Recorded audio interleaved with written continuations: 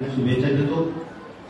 त्याच्यासोबतच मी प्राध्यापक doctor V जी गायकवाड, संकल्प शिक्षण आणि सांस्कृतिक प्रतिष्ठान, चित्रपट महामंडळ, विविध संघटनांच्या वतीने सुद्धा मी या ठिकाणी तुम्हाला लाख लाख शुभेच्छा देतो। बऱ्याच मान्यवरांनी या ठिकाणी बोललेले आहे, तुम्हाला संबोधित केलेलं आहे।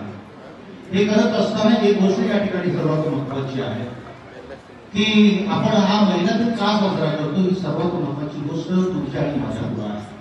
फक्त एकच दिवस महिलांचा गौरव करायचं का? एक दिवसाने काय होणार आहे? कारण महिना, एक महिना 2 महिने नाही तर संपूर्ण दररोज महिलांचा या ठिकाणी सत्कार झाला पाहिजे, ही भूमिका आमच्या सर्व वैचारिक लोकांची या ठिकाणी आहे।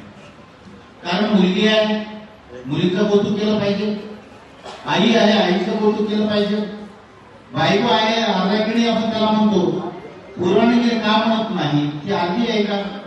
आपली ती सखी आहे, आपल्या सोबती आहे, म्हणून तिचा सुद्धा या ठिकाणी सन्मान केला पाहिजे। आज मोबाईलच्या वातावरणामध्ये, मोबाईलच्या युगामध्ये, इंटरनेटच्या युगामध्ये मी महाराष्ट्रामध्ये आणि महाराष्ट्राच्या बाहेर जाऊन सांगतो, मित्रांनो, आता मी बऱ्याच जण इकडं ऐकत आहेत त्या माहित नाही, पण बरेच जण मोबाईलवर खेळत आहेत। आज मी जेव्हा जेव्हा मुलांपुढे बोलायला जातो किंवा पालकांच्या समोर बोलतो, तेव्हा त्यांना प्रामाणिकपणाने सांगतो, एक माझ्या नांदेडमधल्या मुखेडमधली गोष्ट आहे। डॉक्टर होते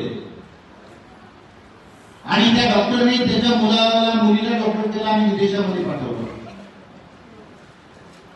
आणि जेव्हा त्या डॉक्टरी हे दोघेही विदेशामध्ये होते, जेव्हा डॉक्टरचा फोन केला त्यांना की तुझी आई गेलेली आहे, तुम्ही या भेटायला, तर ते दोघं भाऊ जेव्हा त्या विदेशामध्ये असतात, एक जण मोठा म्हणतो छोट्याला, यावेळेस तू जायच्या वेळेस वडिलांच्या वेळेस मी जातो। त्याचं कारण असं आहे, मग तो आला, मूठ केली, 50,000 रुपये शेजारच्याला देऊन टाकलं आणि सांगितलं की तुम्ही ह्याची विधी करून घ्या, मला वेळ नाही, जातो। गोळी घ्यायला करू लागले, नाही तू थांब, क्रियाक्रम होईपर्यंत